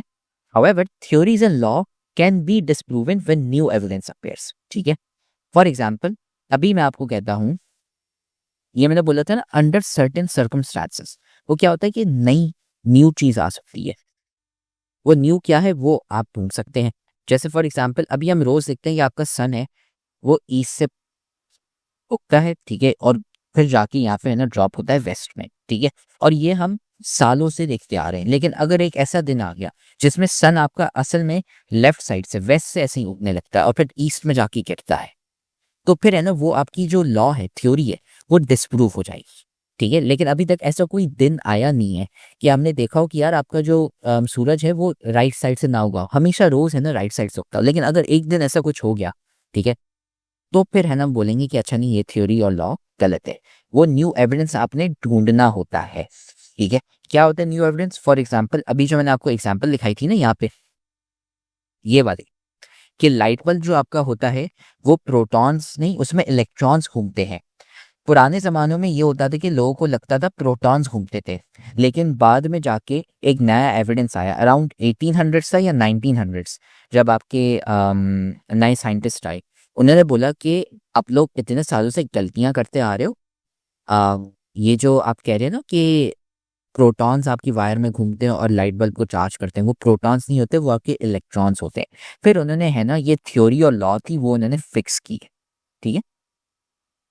ऐसे आपकी है ना ये सारी आती है, ठीक है। अब जैसे यहाँ पे एग्जांपल दी हुई है, ये अगेन आप जाके क्लास 12 में पढ़ेंगे, बट मैं आपको बता दूं न्यूटोनियन फिजिक्स थी, ठीक है, जो आपके न्यूटन भाई साहब ने फिजिक्स पढ़ाई थी, ठीक है। वो है ना बहुत सालों के लिए, 300 सालों के लिए, 400 सालों के लिए सही समझी गई थी। फिर आइंस्टाइन भाई साहब आए, उन्होंने बोला कि न्यूटन साहब जो 400 साल पहले बोल के गए थे ना, वो थोड़ा सा गलत है, ये मेरी थ्योरी ऑफ रिलेटिविटी आ गई। ये आप है ना अगेन क्लास 12 में पढ़ेंगे, अभी जाने की जरूरत नहीं है, बट ऐसे है ना आपकी ये चीज़ आती है, ठीक है। फिर उसके अलावा एक और एग्जांपल दी हुई आपके लुइस पास्चर थे, उन्होंने है ना थ्योरीज प्रूफ की, कौन सी, जानवरों में जो बीमारियां होती हैं, ठीक है, कौन सी वो आपको जानने की जरूरत नहीं है, बट जो पहले जानवरों में बीमारियां होती थी उनके बारे में लोग है ना थ्योरीज बनाते थे। लुइस पास्चर साहब आए, उन्होंने बोला कि आप लोग गलत बोल रहे हैं, ये लो मेरा काम, ये है ना सही है, ठीक है। ये है ना आप रिसर्च करते हैं, ठीक है, और इसके बेसिस पे आप है ना नई हाइपोथेसिस और जो आपकी पुरानी थ्योरीज और लॉज हैं उनको आप बैकअप करते हैं या फिर उनको ज़्यादा सही से प्रूव करते हैं, और उससे है ना आप समझते हैं कि यार आपका नेचर कैसे चलता है, ठीक है। और मैंने आपको थ्योरी और लॉ के बारे में बताया था कि इनके बीच में डिफरेंस क्या होता है, ठीक है। अब हम आते हैं 9.2 फील्ड्स ऑफ फिजिक्स। अच्छा, फिजिक्स में है ना अलग अलग ब्रांचेस होती हैं। जैसे अभी हमने जो पिछला हमारा था 9.1, उसमें हमने क्या पढ़ा था, 9.1 फिजिक्स में हमने क्या पढ़ा था, साइंस है। साइंस के अंदर दो फील्ड्स आती हैं, फिजिकल और बायोलॉजिकल। फिर बायोलॉजिकल में अलग है बॉटनी, जेनेटिक्स, जूलॉजी, और फिजिकल के अंदर काफ़ी हैं, फिजिक्स, केमिस्ट्री, जियोलॉजी। अब हम पढ़ने वाले हैं फिजिक्स की सब ब्रांचेस कौन सी, ठीक है। ये हमने चैप्टर 1 में भी पढ़ा था, बट इसमें ना हम ज़्यादा डिटेल में पढ़ने वाले हैं। ये फिजिक्स है आपका ऊपर, और अब ऐसे ही ना आपकी ब्रांचेस निकलती है इसमें से अलग अलग, ठीक है। ये है ना सारी ब्रांचेस हम पढ़ने वाले। ये हमने आगे नोट्स में यहाँ पे लिखे हुए हैं। अगर मैं डराता हूँ 9.2 फील्ड्स ऑफ फिजिक्स, ठीक है। तो यहाँ पे सारी लिखे हैं, क्लासिकल, मॉडर्न, कंडेंस्ड वगैरह वगैरह, और ये क्या होती हैं बायो, ये सारी आपकी फील्ड्स हैं, ठीक है। बायोफिजिक्स, एस्ट्रोफिजिक्स, कॉस्मोलॉजी, थर्मोफिजिक्स लेके रिलेटिविस्टिक मैकेनिक्स तक, ठीक है। अब ये हम है ना सारी फील्ड्स पढ़ने वाले हैं कि ये होती क्या है, डिटेल इतनी ज़्यादा नहीं होने वाली, बट इसमें हम क्या क्या पढ़ते हैं, उनकी डेफिनेशंस क्या है, ये आपको पता होनी चाहिए। तो एग्जाम के हिसाब से आपको नंबर 1 पता होना चाहिए कि डेफिनेशन क्या है, और नंबर 2 उस फील्ड में होता क्या है, ठीक है। डिटेल इतनी ज़्यादा है। अब जैसे मैं अभी आपको बता देता हूँ, कौन सा था, क्वांटम मैकेनिक्स। ये आप जाके पढ़ेंगे क्लास 12 में, इंटर में आप पढ़ेंगे। तो आपको सिर्फ ये पता होना चाहिए कि नंबर 1 क्वांटम मैकेनिक्स होती क्या है, और नंबर 2 उसमें होता क्या है। That's it. रिलेटिविस्टिक मैकेनिक्स भी आप क्लास 12 में पढ़ेंगे। इसका मतलब ये नहीं आपको उसके कॉन्सेप्ट्स पता होने चाहिए, सिर्फ आपको पता होना चाहिए कि डेफिनेशन क्या है और इस फील्ड में होता क्या है। तो मैंने इसको अभी डिटेल में ये पढ़ेंगे। तो सबसे पहली आपकी फील्ड है, ठीक है, वो आती है बायोफिजिक्स। उसमें आप क्या पढ़ते हैं, study of various characteristics and systems of living body, ठीक है। आपकी जो बॉडी हो गई और उसमें जो कैरेक्टरिस्टिक्स होते हैं और सिस्टम्स उसमें जो होते हैं वो कैसे चलते हैं आपके, ठीक है, उसमें आप पढ़ते हैं। फॉर एग्जांपल आपका ब्लड फ्लो, आपका ब्लड एक जगह से दूसरी जगह, जैसे हाथ, आपके दिल से लेके टांगों तक, या फिर आपके दिल से लेके दिमाग तक, फिर दिमाग से वापसी, फिर वापसी आता है आपके दिल में। तो ये ब्लड कैसे मूव करता है, उसमें भी फिजिक्स इन्वॉल्व होती है, आप इसमें पढ़ते हैं। ये फील्ड होती है बायोफिजिक्स। साथ में रेस्पिरेशन, कि आप ब्रीद इन ब्रीद आउट करते हैं तो हवा चेंज होती है, कार्बन डाइऑक्साइड, ऑक्सीजन, और ये सारी इसमें ना चेंजेस होते हैं, ठीक है। ये पर उसके अलावा radiation and diagnostics and treatment. क्या मतलब, जैसे आपने कैंसर ट्रीटमेंट्स पढ़े हुए होंगे, या फिर आपने एक्सरे पढ़ा होगा फॉर एग्जाम्पल, ठीक है। जब आपकी हड्डी टूटती है तो आप एक्सरे करवाने जाते हैं, जिससे आपको है ना पता चलता है आपकी हड्डियाँ टूटी हैं या नहीं। ये क्या होता है, ये आपका आता है इसमें radiation and diagnostics and treat, ठीक है। ये आपकी बायोफिजिक्स की फील्ड आती है। फिर उसके बाद एस्ट्रोनॉमी आती है, जिसमें आप पढ़ते हो पूरी यूनिवर्स के बारे में, ठीक है, बियॉन्ड अर्थ, अर्थ के अलावा बाकी सारी चीज़ें पढ़ते हैं। फॉर एग्जाम्पल आपके सेलेस्टियल ऑब्जेक्ट्स हो गए। सेलेस्टियल ऑब्जेक्ट्स में क्या आते हैं, आपका सन हो गया, पोल हो गया, प्लैनेट्स हो गए, तारे हो गए, ठीक है, एक ये हो गया। दूसरा स्पेस हो गया। तीसरा physical universe as a whole, उसमें बहुत सारी चीज़ें होती हैं, जैसे आपके वर्म होल्स हो गए, ठीक है। ये आपका एक वर्म होल होता है, या फिर जैसे आपका ब्लैक होल हो गया, ठीक है। ये आपके ब्लैक होल हो गए। ऐसी बहुत सारी सेलेस्टियल ऑब्जेक्ट्स होते हैं, उसके बारे में आप पढ़ते हैं, ठीक है। फिर एस्ट्रोनॉमर्स जो होते हैं, अच्छा यहाँ पे एक एग्जांपल दिया हुआ है, लेकिन अगर आपको लेट्स से तारे देखने होते हैं तो आपको है ना टेलीस्कोप यूज़ करना होता है, टेलीस्कोप, ये टेलीस्कोप होता है, ठीक है। तो एस्ट्रोनॉमर्स होते हैं, कभी सुबह को, कभी रात को, कभी भी है ना कुछ भी, अगर उनको एक सर्टेन कोई तारा देखना होता है, क्योंकि हम मूव कर रहे होते हैं, तो उनको सर्टेन टाइम के लिए उठना होता है और फिर देखना होता है। जैसे for example solar eclipse in Pakistan 2026 timing, ठीक है। लेट्स हमें एक एक्लिप्स देखना है, सोलर एक्लिप्स, ठीक है। तो फरवरी 17 फरवरी को 3 बजे से लेके 7:30 तक एक एक्लिप्स होगा। तो आपके जो साइंटिस्ट हैं उनको है ना 3 से 7:30 के बीच में ना जागना पड़ेगा और देखना पड़ेगा कि अच्छा एक्लिप्स अगर हमें देखना है तो टेलीस्कोप लेके हम 3 से 7:30 के बीच में पढ़ेंगे और फिर हम स्टडी करेंगे, ठीक है। ये होता है एस्ट्रोनॉमी। फिर आता है एस्ट्रोफिजिक्स। एस्ट्रोफिजिक्स एक ऐसी चीज़ है जिसमें आप physics, physical nature of stars और सेलेस्टियल बॉडीज के बारे में पढ़ते हैं, ठीक है। एक तो ये कि जो फिजिक्स जो इन्वॉल्व होती है किसमें, स्टार्स में, और जो सेलेस्टियल बॉडीज जो स्पेस में बॉडीज हैं, एक तो ये। और दूसरा कि ये जो आपके लॉज है और थ्योरीज ऑफ फिजिक्स है, जैसे फॉर एग्जांपल अभी हमने Newton's first law of motion, second law of motion, third law of motion पढ़ा। इलेक्ट्रिसिटी में किरचॉफ्स के लॉज है, ऐसी अलग अलग लॉज हैं। वो क्या होते हैं, आपको जानने की जरूरत नहीं है, लेकिन अलग अलग जो लॉज हैं वो अप्लाई कैसे होते हैं, एक तो ये, और दूसरा नई थ्योरी हम बताएं, नई थ्योरीज ये आती है आपकी एस्ट्रोफिजिक्स में, जिसमें आप एस्ट्रोनॉमिकल ऑब्जर्वेशंस और सेलेस्टियल बॉडीज हैं उनको देख रहे होते हैं, ठीक है। तो इसमें एग्जाम्पल क्या हो गया, जैसे तारे कैसे बनते हैं, प्लैनेट कैसे बनते हैं, गैलेक्सीज कैसे बनती हैं, ये आप पढ़ते हैं ताकि आपको यूनिवर्स के बारे में और पता चले। फिर आता है हमारा कॉस्मोलॉजी। कॉस्मोलॉजी क्या है? It is the study of the origin, development, structure, history and future of the entire universe. कि अच्छा आपकी जो यूनिवर्स है जहाँ पे अभी हम बैठे हुए हैं, ये आपकी बनी कैसे है, ठीक है, आई कहाँ से, उसका स्ट्रक्चर क्या है, ठीक है, और पुरानी हिस्ट्री क्या है। तो आपने है ना एक पढ़ी होगी बिग बैंग थ्योरी, अगर आपने नहीं पढ़ी दैट्स कम्प्लीटली फाइन, ठीक है। ये हो गया बिग बैंग थ्योरी जो है आपकी, ये एक थ्योरी है, ये बताती है कि आपकी यूनिवर्स है वो कैसे बनी, ठीक है। डिटेल जानने की जरूरत नहीं है, आप आगे जाके पढ़ेंगे, बट ये एक है ना थ्योरी है जो हमें बताती है कि हमारी यूनिवर्स कैसे बनी। ये किसने बनाई थी बिग बैंग थ्योरी? आपकी आइंस्टाइन से शुरू हुई थी जनरल रिलेटिविटी थ्योरी में, जो आप पढ़ेंगे जाके क्लास 12 इंटर में, आप पढ़ने वाले कि हमारी यूनिवर्स कैसे बनी। तो बिग बैंग थ्योरी एक ऐसी थ्योरी है जिसके थ्रू हमें पता चलता है कि हमारी यूनिवर्स कैसे शुरू हुई। बहुत सारी थ्योरीज हैं, कोई हमें गारंटी नहीं है, लेकिन है ना लोगों ने ये थ्योरी बनाई हुई कि हमारी है ना यूनिवर्स कैसे बनी, वो है बिग बैंग थ्योरी से, ठीक है। और भी बहुत सारी है, और इसके थ्रू ये पता चलता है हमारी जो अर्थ है वो 14 बिलियन ईयर्स है ऑलमोस्ट उसकी एज, ठीक है। जैसे आप हैं 15 साल के तो वो 14 बिलियन, आपकी यूनिवर्स 14 बिलियन ईयर्स की है, ठीक है। तो इसमें आप यूनिवर्स के बारे में पढ़ते हैं, फिर आप साथ में ये भी पढ़ते हैं कि आपकी यूनिवर्स खत्म कैसे होगी, ठीक है। और थोड़ी सी मिस्ट्रीज भी निकलती हैं, वो अलग है, लेकिन हाँ यूनिवर्स आपकी पैदा कैसे हुई, शुरू कैसे हुई, और यूनिवर्स आपकी खत्म कैसे होगी, आप ये पढ़ते हैं कॉस्मोलॉजी में, ठीक है। फिर आता है थर्मल फिजिक्स, ठीक है। थर्मल फिजिक्स में आप पढ़ते हैं तीन चीज़ों के बारे में। Number 1 statistical mechanics, number 2 thermodynamics, and तीसरा किनेटिक थ्योरी ऑफ गैसेस। इसमें है ना समझे आपकी हीट से रिलेटेड जो भी कॉन्सेप्ट्स हैं, हीट से रिलेटेड, ठीक है, वो उसमें आओ, टेम्परेचर, वॉल्यूम, प्रेशर, हीट, उसके बारे में, ठीक है। फिर आते हैं ऑप्टिक्स। ऑप्टिक्स का मतलब हमेशा अगर आप ये सुने, इसका मतलब होता है शीशा, ग्लास। ऑप्टिक्स में आप पढ़ते हैं ग्लास के बारे में, ठीक है, एक तो ये। दूसरा आप पढ़ते हैं लाइट के बारे, ठीक है। अब इसमें क्या है, branch physics that studies the nature and properties of light, एक तो ये। दूसरा it's interactions with matter and construction of instruments that use और डिटेक्टेड।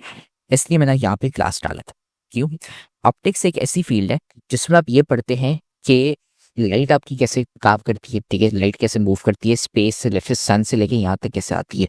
फिर जब वो लाइट इंटरैक्ट करती है मैटर के साथ, ठीक है, जैसे फॉर एग्जांपल आपका शीशा हो गया, सॉलिड हो गया, लिक्विड हो गया, तो वो कैसे है ना मूव करती है और कैसे उसकी है ना प्रॉपर्टीज चेंज होती हैं, ये। और तीसरा इंस्ट्रूमेंट्स में, अब इंस्ट्रूमेंट्स में क्या, फॉर एग्जांपल जो चश्मे बहते हैं यहाँ पे भी, ठीक है, चश्मे जो बहते हैं, इसमें क्या आपको ये पता करना होता है ना कि लाइट आपकी आंखों में कैसे जा रही है। तो आपके है ना सन ग्लासेस और चश्मे जो हैं वो ऐसे यूं पत्ते हैं, ठीक है। और ये एक एमसीक्यू है, वैसे बहुत इंपॉर्टेंट एमसीक्यू है, कि ऑप्टिक्स की फील्ड में आपके लाइट और चश्मे इन्वॉल्व होते हैं। और चश्मे जैसे सन ग्लासेस हो गए, ठीक है, या फिर जो चश्मे जो अगर आपको नज़र आपकी ख़राब हो, थोड़ी सी वीक हो आपकी आई साइट, तो आप है ना ये चश्मे पहनते हैं ताकि लाइट आपकी है ना आंखों में सही तरीके से आ सके, और उस हिसाब से है ना फिर आप है ना देख सकें। तो ये ऑप्टिक्स की फील्ड में आता है, ठीक है। फिर आते हैं न्यूक्लियर फिजिक्स। न्यूक्लियर फिजिक्स हमने पढ़ा था चैप्टर नंबर 6 में, लेकिन इसमें हम क्या पढ़ते हैं, एक तो सबसे पहले मैंने न्यूक्लियर फिजिक्स के बारे में थोड़ा सा बताया था आपको चैप्टर 6 में, कि न्यूक्लियर रेडिएशन और कॉन्सेप्ट का कंसेप्ट वो आप पढ़ेंगे जाके क्लास 10, ठीक है, जब आप आएंगे मैट्रिक में। पर न्यूक्लियर फिजिक्स में आप ये पढ़ते हैं कि आपके जो एटम्स हैं, ठीक है, ये जैसे मैंने एक एटम बताया, ये लेट से स्प्लिट होता है, या फिर लेट से अगर ये कंबाइन होता है एक साथ, ठीक है, तो एटम आपका कैसे बिहेव करता है, कौन सी एनर्जी रिलीज होती है, ये सारी चीज में आती है। तो इसमें आप स्टडी क्या करते हैं, स्ट्रक्चर नंबर 1, प्रॉपर्टीज, और साथ में बिहेवियर ऑफ किसका, एटॉमिक न्यूक्लियर। आपके जो एटम्स के अंदर जो न्यूक्लियस है वो कैसे बिहेव करते हैं। जैसे न्यूक्लियर एनर्जी होती है जब एटम स्प्लिट होते हैं या कंबाइन होते हैं, तो उससे है ना आपका एनर्जी रिलीज होती है, फिर वो एनर्जी हम है ना उससे बिजली बनाते हैं, तो वो उसमें आती है, ठीक है। फिर आते हैं पार्टिकल फिजिक्स, ठीक है। इसमें पार्टिकल फिजिक्स में बारे में आप है ना पार्टिकल्स के बारे में पढ़ते हैं, ठीक है।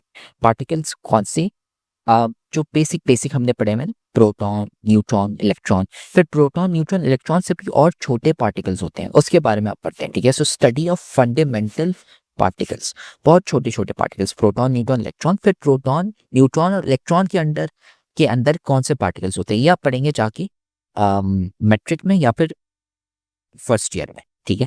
ये और फिर प्रोटॉन्स किस चीज से बने हुए होते हैं वो आप आगे जाके पढ़ेंगे, ठीक है।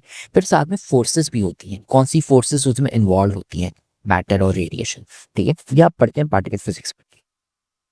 फिर आता है इलेक्ट्रोमैग्नेटिज्म, ये आपका चैप्टर नंबर 8, ठीक है। इसमें क्या होता है कि आपकी इलेक्ट्रिसिटी और मैग्नेटिज्म एक साथ कैसे कंबाइन होती हैं, जिससे आपकी इलेक्ट्रोमैग्नेटिक फोर्सेस और वेव्स हो गई, वो कैसे है ना आपकी चलती हैं between electrically charge particles. Again आपके इसमें है ना इलेक्ट्रिसिटी इन्वॉल्व है, ठीक है, इलेक्ट्रिसिटी और साथ में मैग्नेट, ठीक है। और जो पार्टिकल्स हो गए इलेक्ट्रिसिटी में, ये कैसे एक साथ काम करते हैं, ये चैप्टर 8 में डिटेल, ठीक है। फिर आगे अकोस्टिक्स। अकोस्टिक्स में आता है आपके बारे में, सिर्फ अकोस्टिक जो है ये अगर आप सुने अल्फाज कभी भी तो उससे आपको याद आना चाहिए साउंड। अकोस्टिक्स जो आपकी फील्ड है, ये एक ऐसी ब्रांच ऑफ फिजिक्स है जिसमें आप पढ़ते हैं साउंड के बारे में। आप साउंड के बारे में क्या क्या पढ़ते हैं, एक तो साउंड कैसे प्रोड्यूस होता है, नंबर 2 साउंड ट्रैवल कैसे करता है, हवा में कैसे ट्रैवल करता है, सॉलिड में कैसे ट्रैवल करता है आपका साउंड। तीसरा कंट्रोल एंड रिसेप्शन, मतलब कि आप रिसीव कैसे करते हैं, आप साउंड को कैसे सुनते हैं अपने कानों में। और साथ में इफेक्ट्स ऑफ साउंड, ये आप पढ़ते हैं अकोस्टिक्स। फिर आती है आपकी फील्ड कंप्यूटेशनल फिजिक्स, ठीक है। इसमें ये है ना, समझे कंप्यूटर साइंस, ठीक है, सीएस और फिजिक्स को आप है ना एक साथ कंपाइल करते हैं, ठीक है। सो इसमें आप क्या करते हैं, स्टडी और इम्प्लीमेंट क्या करते हैं, एनालिसिस होती है थोड़ी सी, ठीक है, और आप प्रॉब्लम सॉल्व करते हैं। अगेन इसमें आप है ना कंप्यूटर साइंस और फिजिक्स को एक साथ कंबाइन करते हैं, जिससे है ना फिर आपकी जो बड़ी बड़ी प्रॉब्लम्स होती हैं फिजिक्स में, काइनेमैटिक्स की हो सकती हैं, ग्रेविटी की भी हो सकती है, मैकेनिक्स की हो सकती है, वो आप है ना कंप्यूटेशनल प्रॉब्लम से सॉल्व करते हैं, ठीक है। अगर आप सीएस के पढ़े हुए हैं बंदे तो उसमें आप है ना प्रोग्रामिंग सीखते हैं, उस प्रोग्राम्स आप लिखते हैं जिससे आप है ना फिजिक्स की चीज़ें है ना सॉल्व कर सकें। फिर आती है जियो फिजिक्स। जियो फिजिक्स एक ऐसी ब्रांच है जिसमें आप क्या पढ़ते हैं, ठीक है। जियो आपका कब आता है, जियो आपने सुना हुआ होगा जियोग्राफी से, ठीक है।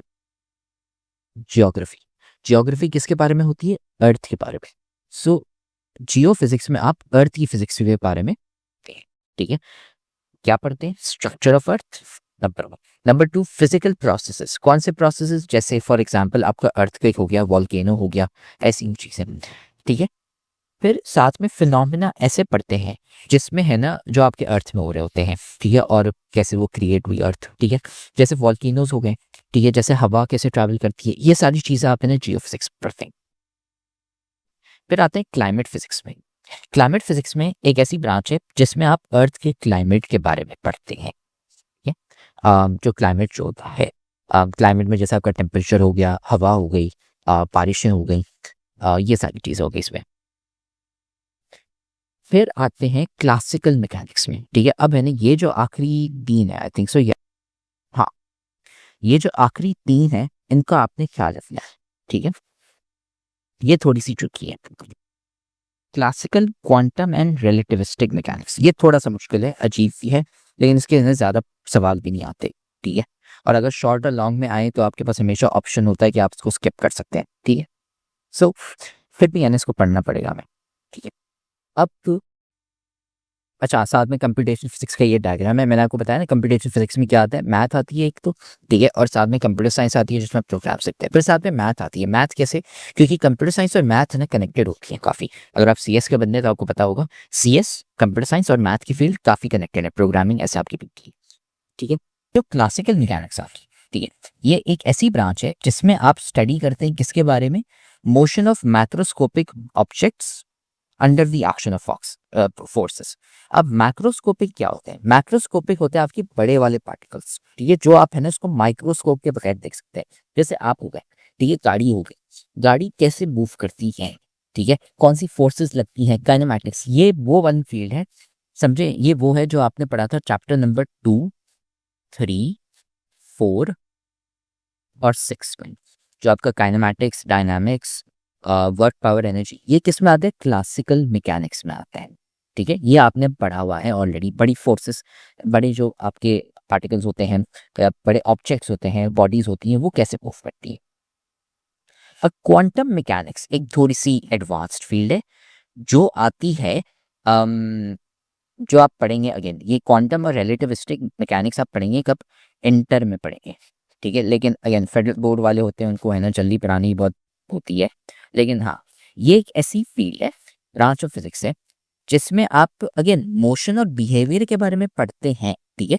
ठीक है, मैथमेटिकल डिस्क्रिप्शन मतलब वही आप स्टडी करते हैं अगेन कैसे, मोशन और behaviour of objects and particles, लेकिन वो माइक्रोस्कोपिक होते हैं। माइक्रोस्कोपिक मतलब जैसे आपके एटम्स हो गए, या फिर वो वाले जो आप माइक्रोस्कोप के अंदर देख सकें, प्रोटॉन्स, न्यूट्रॉन्स, न्यूक्लियस, ये सारे इसमें आप पढ़ते हैं इनके बारे में, ठीक है। क्वांटम मैकेनिक्स में, क्वांटम मैकेनिक्स एक ऐसी फील्ड है जिसमें आप मैक्रोस्कोपिक ऑब्जेक्ट्स, बॉडीज नहीं, अब आप माइक्रोस्कोपिक जो पार्टिकल्स होते हैं, एटम्स होते हैं, वो कैसे मूव करते हैं, वो कैसे बिहेव करते हैं, वो होती है आपकी क्वांटम मैकेनिक्स, ठीक है। एक तो ये, फिर दूसरा रिलेटिविस्टिक मैकेनिक्स, ठीक है।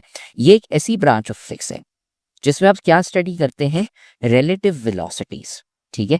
क्या मतलब, लेट्स से आपकी जो लाइट है, ठीक है, बताता हूँ, लाइट की जो आपकी स्पीड है, ठीक है, जो आपकी लाइट है, लाइट मतलब जैसे रोशनी हो गई, सनलाइट हो गई, या फिर ये जैसे आपकी सनलाइट हो गई, या फिर जैसे आपका बल्ब लगा हुआ है वो वाली लाइट हो गई। जो आपकी लाइट है वो कितनी स्पीड पर ट्रैवल करती है, 3 × 10⁸मीटर। 3 × 10⁸ क्या होता है, आप 0 को 8 दफा लगाओगे, 1 2 3 4 5 6 7 8, ये देख रहे हैं, ये है ऑलमोस्ट 300 मिलियन मीटर्स पर सेकेंड। कितने, 300 मिलियन मीटर्स पर सेकेंड। एक सेकेंड में आप 300 मिलियन इतने मीटर्स आप ट्रैवल कर रहे हो, तो ये बहुत होता है, बहुत होता है। मतलब किलोमीटर्स में कितने हो गए, इसको किलोमीटर में कन्वर्ट करेंगे तो ये 3 0 हट गए, 300,000 किलोमीटर्स पर सेकेंड, 300,000 किलोमीटर्स। फॉर रेफरेंस, अर्थ का जो डायमीटर है वो कितना है, अर्थ का डायमीटर देख रहे हैं कितना है, आपकी जो लाइट है वो विद इन 1 सेकेंड है ना पूरी अर्थ को क्रॉस कर सकती है, या फिर मतलब ये बहुत है, 300,000 किलोमीटर एक सेकेंड में, बहुत बड़ी क्वांटिटी है ये, ठीक है। तो लेट्स से अब आप अज्यूम करते हैं कि कोई एक ऑब्जेक्ट है वो इतनी स्पीड से ट्रैवल करता है, ऑल्दो ये पॉसिबल नहीं है। आपकी जो गाड़ी है, गाड़ी की जो आपकी स्पीड है वो आती है 200 किलोमीटर पर आवर, 2 मीटर पर सेकेंड। इसको अगर हम कन्वर्ट करें तो 55 मीटर्स पर सेकेंड। आपकी जो गाड़ी है ना वो ज़्यादा से ज़्यादा, ठीक है, आई मीन जो आप रोड पे नहीं, जो आप खुले खुले जो आपके रेस ट्रैक्स होते हैं उसमें आप चलाते हैं एट 50 मीटर्स पर सेकेंड। ये देख रहे हैं 300,000 किलोमीटर पर सेकेंड, बहुत ही बड़ी क्वांटिटी है। अगर लेट्स से आपकी गाड़ी इतनी स्पीड पर ट्रैवल करने लगती है, ठीक है, जो आप कर नहीं सकते, लेकिन अगर आप इतनी स्पीड पर ट्रैवल करो तो आपकी है ना जो फिजिक्स है, जो आपकी बॉडी जैसे मूव करती है वो चेंज हो जाती है, ठीक है। और उसमें है ना फिर आप अलग अलग है ना डिस्कवरीज करते हैं, वो क्या होते हैं वो आपको जानने की ज़रूरत नहीं है। लेकिन जब आप इतनी हाई स्पीड्स पर ट्रैवल करते हैं, इतनी स्पीड्स पे, तो आप है ना डिफरेंटली रिएक्ट करते हैं क्योंकि आपकी स्पीड बहुत हाई होती है, ठीक है। एक तो ये um, एक तो ये, दूसरा अब यहाँ पे लिखा हुआ है whose kinetic energies are comparable to the product of their masses and square velocity of light. ये क्या होता है, ये शायद आपने एक फॉर्मूला पढ़ा होगा, ठीक है, क्या, E is equal to MC square, energy is equal to mass multiply by speed of light square. ये फॉर्मूला आपने ये आपने पढ़ा नहीं होगा, लेकिन आपने शायद सुना हो। लेकिन अगर आपने नहीं सुना हो दैट्स कंप्लीटली फाइन, ये आप इंटर में आके पढ़ेंगे, ठीक है, अभी जानने की जरूरत है। लेकिन यहाँ पे लिखा हुआ था तो मैंने आपको बता दिया। ये एक ऐसा फॉर्मूला है जिससे आप है ना एनर्जी को रिलेट करते हैं, ठीक है। ये क्या है आपकी एनर्जी, ये है आपकी एनर्जी। एनर्जी किससे कनेक्टेड है, एक तो मास और फिर सी क्या है, स्पीड ऑफ लाइट। आपकी लाइट हमेशा ट्रैवल करती है 3 × 10⁸ से। अगर आप इतनी स्पीड पर ट्रैवल करते हैं तो आपकी है ना ये स्पीड होती है। अजम्पशन क्या है कि आप स्पीड ऑफ लाइट पर ट्रैवल कर रहे हो, मतलब कितनी, ये वाली 3 टाइम्स 10⁻⁸। अगर आप इससे कम स्पीड पर ट्रैवल कर रहे होंगे तो ये फॉर्मूला नहीं चल, फिर ये आपका फॉर्मूला गलत है। आपको होना पड़ेगा इस स्पीड पे, स्पीड ऑफ लाइट पे 3 टाइम्स 10⁸। अगर उतनी स्पीड पे आप नहीं है तो फिर ये फॉर्मूला आपका नहीं चलता। ये किस में आता है? अगेन आपकी रिलेटिविस्टिक मैकेनिक्स पे। आप रिलेटिविटी के बारे में पढ़ते हैं, जैसे मैंने आइंस्टाइन का बताया था आपको, ठीक है। तो ये है। अब फिजिसिस्ट के बारे में आते हैं। यहाँ पे इसकी डेफिनेशन लिखी हुई है भाई साहब की, ठीक है। फिजिसिस्ट क्या होता है? एक ऐसा बंदा होता है जो स्पेशलाइज करता है किसी भी एनी फील्ड ऑफ फिजिक्स में। ये जो इतनी सारी फील्ड्स हमने पढ़ी है ना फिजिक्स की, ठीक है, बायोफिजिक्स से लेके कॉस्मोलॉजी, जियोफिजिक्स एंड तक रिलेटिविस्टिक, ठीक है। जो भी किसी भी फील्ड में स्पेशलाइज करता है उससे हम कहते हैं एक फिजिसिस्ट, ठीक है। ऐसा साइंटिस्ट जो किसी भी फील्ड में स्पेशलाइज करता हो, number 1। Number 2, it covers the interactions of matter and energy at all length and time scales in the physical universe. मतलब अगेन आप है ना मैटर एनर्जी के बारे में पढ़ते हो एक पूरी फिजिकल यूनिवर्स में, ठीक है। हमारी यूनिवर्स में मैटर एनर्जी इनके बारे में अगर आप पढ़ते हैं तो ये होते हैं आपके फिजिसिस्ट, ठीक है। आज हम शुरू करने वाले हैं 9.4 साइंस टेक्नोलॉजी एंड इंजीनियरिंग, ठीक है। सो अब इसमें ये छोटा सा एक टॉपिक है, इसमें आपको 3 चीज़ें पता होनी चाहिए। 3 चीज़ें क्या? साइंस क्या होती है, टेक्नोलॉजी क्या होती है और इंजीनियरिंग क्या होती है, ठीक है। इन तीनों की हम डेफिनेशन पढ़ने वाले हैं। एक तो ये, वो डेफिनेशन आपने अपने एग्जाम में लिखनी है जब वो बोलेगा what is science, what is technology and what is engineering, ठीक है। ये फ्री के मार्क्स है, या आपने डेफिनेशन सिर्फ याद करनी है। दूसरा, इसका कॉन्सेप्ट आपको समझना होगा कि इन तीनों में फ़र्क क्या है, क्योंकि अगर वो बोले एग्जाम्पल्स दे दे तो आपने वो एग्जाम्पल्स देनी है, ठीक है। आपको कॉन्सेप्ट भी समझ आना चाहिए कि इन तीनों का मतलब क्या और फ़र्क क्या, ठीक है। तो ये है ना, वैसे ये जो चैप्टर है वैसे खुद भी बहुत छोटा है। इसके है ना पेपर में लाइक 1 सवाल आता है या 2 सवाल आते हैं शॉर्ट एंड लॉन्ग में, तो इतना कोई मतलब मुश्किल नहीं है। बट फिर भी यानी ये कवर कर लेते हैं क्योंकि फ्री के मार्क्स है और फ्री के मार्क्स किसको नहीं पसंद, ठीक है। तो अब सबसे पहले आते हैं डेफिनेशन पे कि साइंस, टेक्नोलॉजी और इंजीनियरिंग की डेफिनेशन क्या है जो आप पेपर में लिखेंगे। वो है ये वाली जो मैंने नोट्स में यहाँ लिखी हुई है आप लोगों के लिए। साइंस क्या है? It is the systematic study, ठीक है, systematic study of the natural world through observation, experimentation and analysis, ठीक है। अब इसका मतलब क्या है कि सिस्टमैटिक स्टडी, आप एक सिस्टम में पढ़ते हैं। जैसे हमने पिछले में पढ़ा था ना कि आप पहले पिछले लेक्चर में भी क्या पढ़ा था, 9.3 हाइपोथेसिस थ्योरी एंड लॉ के। अच्छा, आप पहले है ना इमेजिन करते हैं और एक आइडिया आपको आता है, उसको हम कहते हैं हाइपोथेसिस। फिर आप है ना एक्सपेरिमेंट करते हैं, ऑब्जर्व करते हैं और उससे पता चलता है कि अच्छा ये है ना थ्योरी है, और थ्योरी को ज़्यादा फर्दर प्रूव करके आप है ना लॉ पे आ जाते हैं, ठीक है। ये हमने एक सिस्टम में पढ़ा था। साइंस एक वो सिस्टम का है, मतलब एक सिस्टम है, आप सिस्टम में स्टडी करते हैं। ऐसा नहीं कि कोई से भी ऑर्डर में करते, नहीं। आपको एक सिस्टम में है ना चीज़ें करनी थी। आप स्टडी किस चीज़ को कर रहे हैं? एक तो दुनिया को कर रहे हैं, नेचुरल वर्ल्ड आपकी दुनिया होगी, ठीक है। आप उसको स्टडी कैसे करते हैं? सबसे पहले आप चीज़ें ऑब्जर्व करते हैं। जैसे न्यूटन भाई साहब थे, उनके सर पे है ना पेड़ के नीचे बैठे हुए थे, सर के ऊपर है ना सेब गिर गया। उन्होंने बोला कि यार चीज़ें गिरती क्यों है? तो उन्होंने ऑब्जर्व की, फिर उन्होंने एक्सपेरिमेंटेशन की, ठीक है, और फिर एनालिसिस की। पता चला अच्छा एक इनविजिबल फोर्स नाम की एक चीज़ होती है, ग्रेविटी, ठीक है। सो अब है ना और भी चीज़ें आती हैं इसमें, एग्जाम्पल्स क्या हैं? Studying the motion of planets, sphere science. Motion of planets क्या मतलब? ठीक है, ये है आपका सोलर सिस्टम। अब इसमें देखें क्या चक्कर है यहाँ पे। ये जो आपके सूरज है, ठीक है, उसके बीच में ही अलग अलग प्लैनेट्स आते हैं, मर्क्यूरी, वीनस, अर्थ, मार्स वगैरह वगैरह, ठीक है। अब ये मूव कैसे करते हैं? ठीक है, ये ऐसे न्यू सर्कल में घूमते हैं। अब हम तो स्पेस में गए थे 1960s में, 1950s में, तो हमें नहीं पता होता था कि आसमान में स्पेस नाम की भी एक चीज़ होती है और बहुत सारे प्लैनेट्स होते हैं। लेकिन ये साइंस के थ्रू आए, आपने सिस्टम में है ना चीज़ें स्टडी की, ठीक है, फिर आपने ऑब्जर्व किए कि यार अच्छा, मैंने टेलीस्कोप ली और मैंने देखा यार ये थोड़े से अलग अलग है ना प्लैनेट्स मुझे दिख रहे हैं। आपने थोड़ी सी एक्सपेरिमेंट्स की, स्टडी की, और उससे पता चला कि यार अच्छा नहीं, मोशंस आपकी जो प्लैनेट्स की होती है वो सर्कल में से ही घूम रही होती है हमारे अराउंड, ठीक है। ये साइंस में आप पढ़ते हैं, ये पहली चीज़ हो गई। फिर आता है आपका technology. Technology is the application of scientific knowledge, मतलब जो भी चीज़ें आपने साइंस में पढ़ी उसको आप यूज़ करते हो टूल्स बनाने के लिए या सॉल्यूशंस बनाने के लिए, ताकि आप प्रॉब्लम सॉल्व कर सको।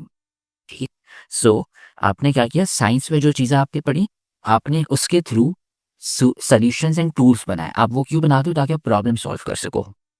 ठीक है, फॉर एग्जाम्पल आपने स्मार्टफोन्स बनाए। ठीक है, स्मार्टफोन्स अब कैसे बनते हैं, जैसे हमने सर्किट्स के बारे में पढ़ा हुआ है कि इलेक्ट्रॉन्स होते हैं, वो मूव करते हैं सर्किट में। ठीक है, तो हमने उसके बारे में पढ़ा, लेकिन उस नॉलेज को यूज़ करके कि यार आपके सर्किट्स जो होते हैं उसको यूज़ करके हमने फ़ोन्स बनाए, लैपटॉप्स बनाए, टीवीज़ बनाए, ये सारी चीज़ें।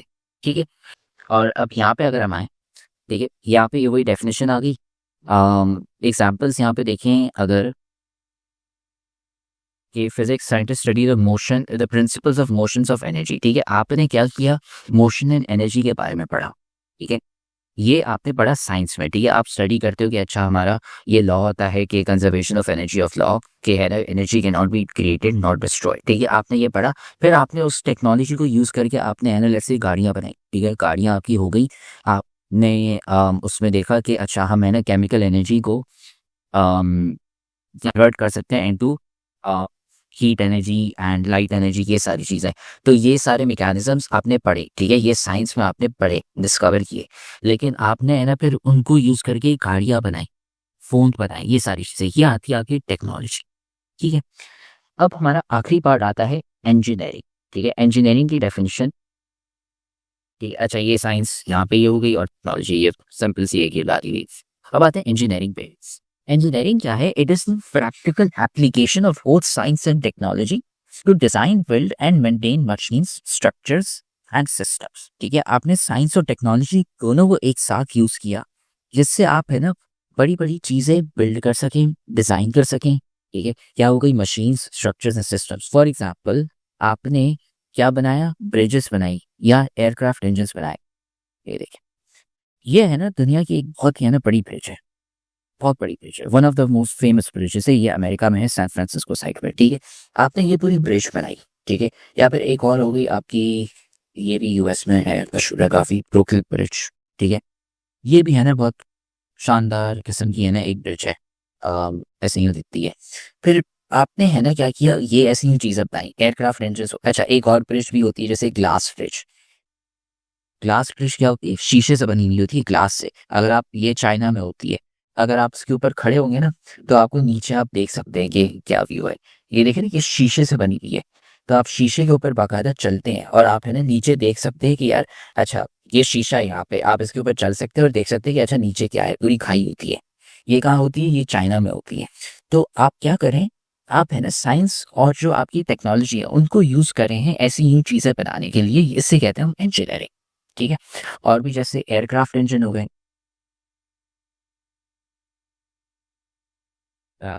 ये इंजन आपने बनाया और है ना आपने एयर ब्रेक्स बना दी। ठीक है, अ, ये आपके हो गए जहाज। ठीक है, ये है ना इंजीनियरिंग की फील्ड में आते हैं। ठीक है, ये इन तीनों की है ना डेफिनेशंस हो गई और कॉन्सेप्ट्स हो गए। ठीक है, अब एक और चीज़ ये है कि ये सारी फील्ड, ये तीनों फील्ड्स अलग हैं लेकिन साथ में कनेक्टेड। ठीक है, ये आपने याद रखना है। और साथ में इनको आप यूज़ करते हैं ताकि नई है ना इनोवेशंस आ सकें, नई चीज़ें आप बना सकें और नए नए एक्सपेरिमेंट्स आ सकें, नए नए टूल्स बन सकें, नए नए सिस्टम्स बन सकें। ठीक है, ये होती है आपकी साइंस, टेक्नोलॉजी और इंजीनियरिंग। ठीक है, अब इंजीनियरिंग के अंदर है ना अलग अलग फील्ड्स आती हैं, जैसे ये जो अभी हमने ब्रिजेस के बारे में पढ़ा था ना, ये आता है सिविल इंजीनियरिंग में। ठीक है, फिर एक और फील्ड होती है मैकेनिकल इंजीनियरिंग, उसमें है ना मैकेनिक्स से रिलेटेड चीज़ें आती हैं, जैसे आपके इंजन हो गए और ये सारी चीज़ें। फिर एक और फील्ड होती है इलेक्ट्रिकल इंजीनियरिंग। ठीक है, उसमें है ना इलेक्ट्रिसिटी से रिलेटेड आप सर्किट्स बनाते हैं। ठीक है, ये एक और फील्ड हो गई। ठीक है, ऐसी अलग अलग किस्मात होती हैं इंजीनियरिंग्स की। ठीक है, तो ये है आपका साइंस, टेक्नोलॉजी एंड इंजीनियरिंग, तीनों की डेफिनेशंस एंड साथ में उनके कॉन्सेप्ट। तो उम्मीद है अब आपको ये पूरा टॉपिक समझ आ गया होगा एंड इससे आपकी एग्जाम की तैयारी मुकम्मल हो गई है।